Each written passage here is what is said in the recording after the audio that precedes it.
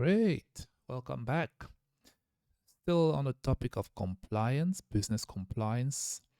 But this part is more about your things like emails, websites, hosting, cPanel kind of a thing. So that's what I want to touch on in this particular video. We've come a long way.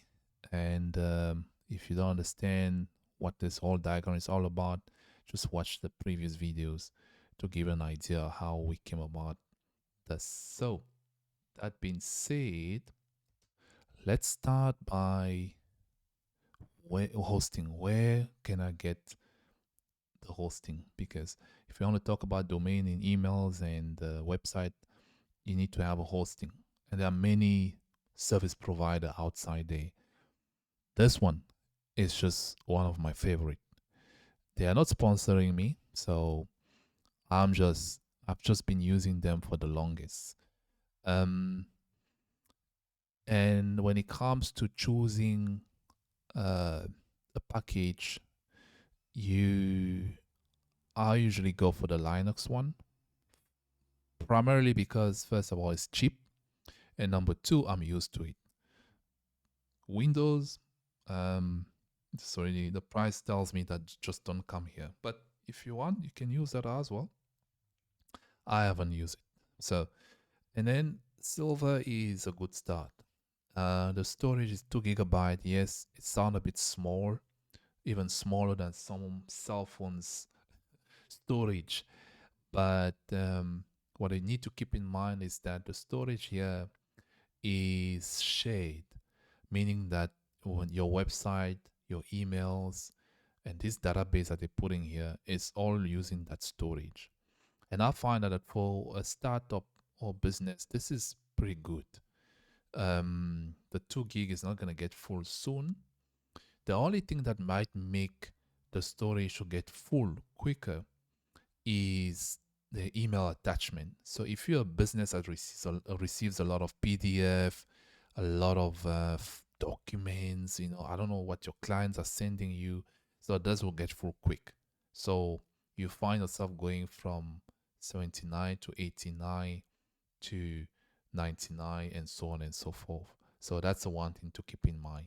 So you can start anywhere you want.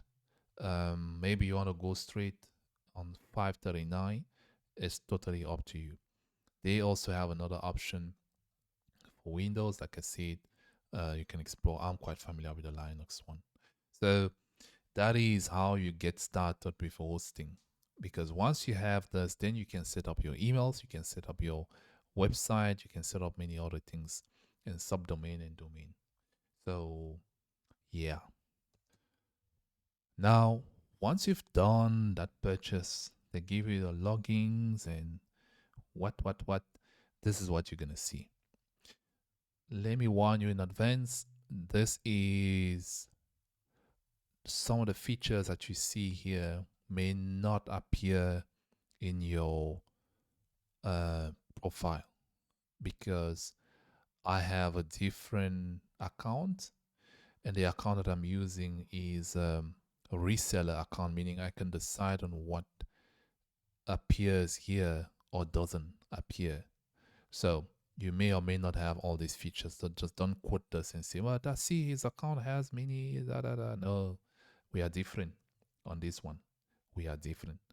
So this is what you're going to see. You have your emails here, which is very crucial because your customers need a way to contact you and send you things or requests, and you need a way to reply to them professionally. So this is where you set up your emails and everything. You have all these tools that you can play around, forwarding, spam filtering, and what. Everything is here. You play with that. Then you have these files, you have this database, then you have this domain thing where you can create your subdomains or redirect. Or maybe when the website is down, you're doing some maintenance, and then you put a redirect there to send you somewhere, or you can do all that stuff here. Matrix to see how many people are coming to your website. Let's say you posted something on Facebook and you want to see, has the traffic increased or has it decreased? You can come here. It's not as detailed as you want it to be, but it's good enough to give you an indication of what is happening.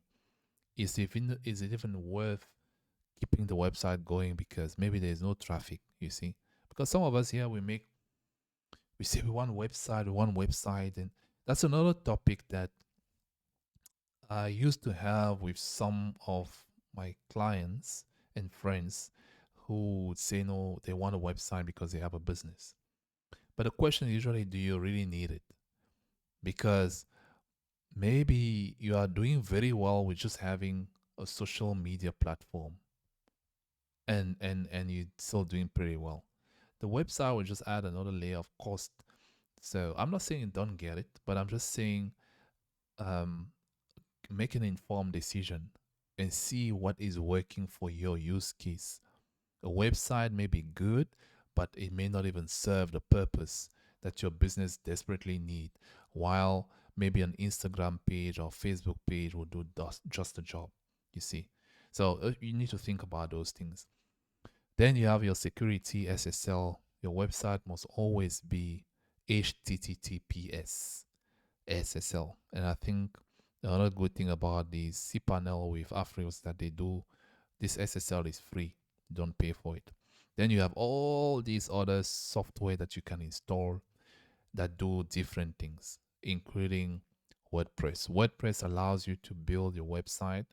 It's another tool beside the one that I'm going to introduce you to here. And yes, they also have a social media management tool. I played around with it a little bit, but it's limited. Then you have to subscribe and do those things. You can fiddle with that at some stage. So yeah, so this is the overview of what the cPanel look like. It's been improved a lot over the years, and they've added more and more stuff for the longest I've been here. Now, let me show you what the SideJet builder looks like. And this is the one that I prefer over the WordPress manager because it takes away that extra layer of having to install WordPress on a cPanel first, then do the website building. That's a difference and a benefit that I appreciate from using SideJet Builder. So this is what SideJet Builder looks like. Templates, no installation, nothing. You just click on that link and you are in. All you're left to do is select your template, whichever one fits your, it is blank, it is a blog, it is a business, education, you see, everything looks good, ready to go. Events, maybe the one thing I can highlight is that they maybe don't have a whole lot of them, but I think they have enough to get you going. There will be one or two that will say, well, I can go with this one, and I just tweak it a little bit for my purpose. So this is it. You just choose. You can even do a preview to see what it looks like, and then if you don't like it, come back and do all those changes, select another one. You can even switch template every year at no cost and just pay those 79 and maintain your emails. And that's to do the job, does the job. So yeah, this is what SideJet builders looks like. So yeah, now this is basically what the cPanel looks like overall.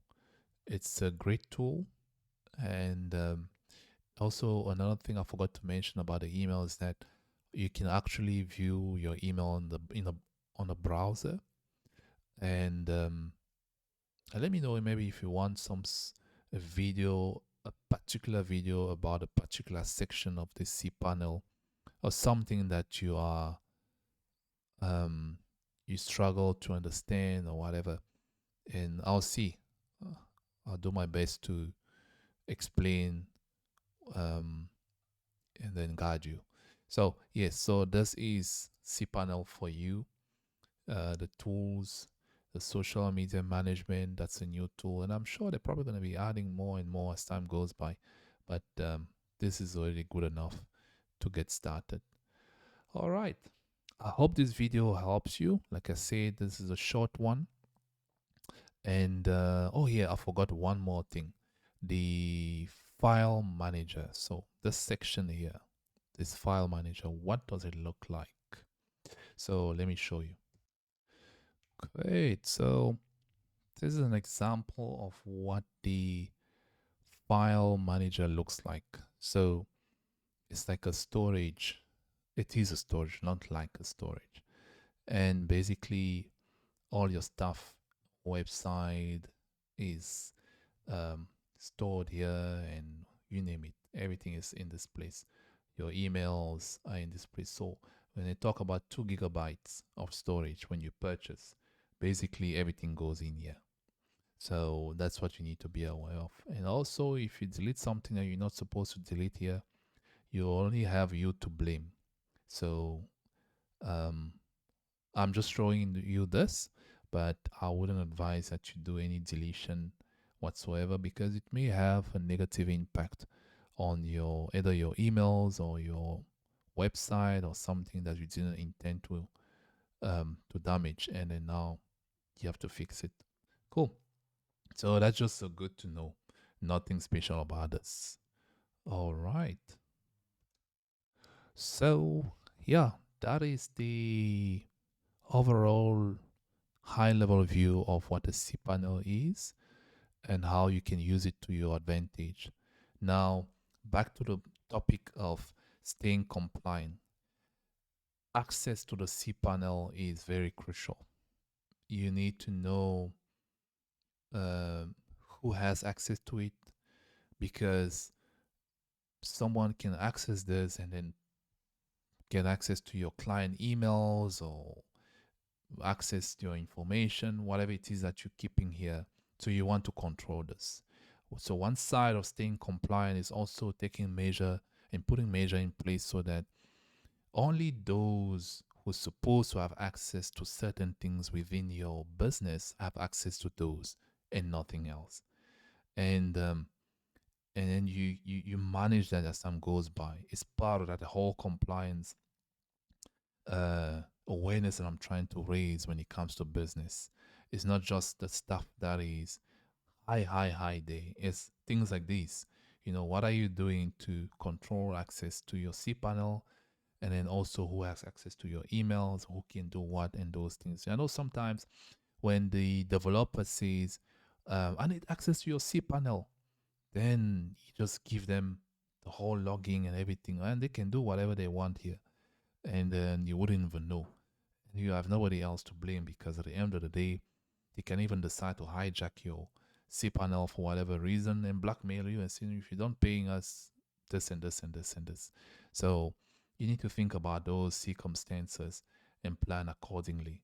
Ideally, what you want is, because all the developer needs, if they are building a website from scratch and they are not using the SiteJet builder, or they're not using WordPress manager, is to, if they're using WordPress manager, you want to do the installation of WordPress and create a user within WordPress and give them those credentials so you remain in control. For the SiteJet builder, I'm not quite sure how you can navigate around that access, but I think that's why I was saying it's more of a you yourself building, or someone you are with in the company that you trust can then access and do the building for you. So you have to decide how to go about that. But always remember that information and your client information, your documents and everything, it must be safe and secure. And if now the developer or the IT guy is building a website from scratch, and then they have to put it in that storage that I showed you earlier on, you create a new user for them under this file. There's this option called FTP accounts. You create a new user with credentials, so they only have access to that particular folder that you specify within this environment, your storage, and nothing else. They don't have access to your emails. They don't have access to anything else. They only have access to this storage and space where they are going to put the the the website. And when they are done, you can delete that user. Your website is yours. They don't have to know about anything else concerning your business.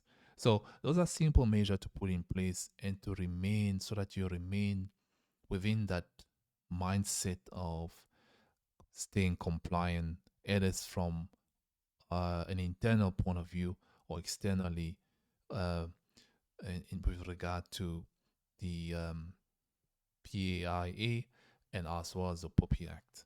Cool. I hope this video helps you and raise your awareness and that you will do the right thing. Until next time, keep well.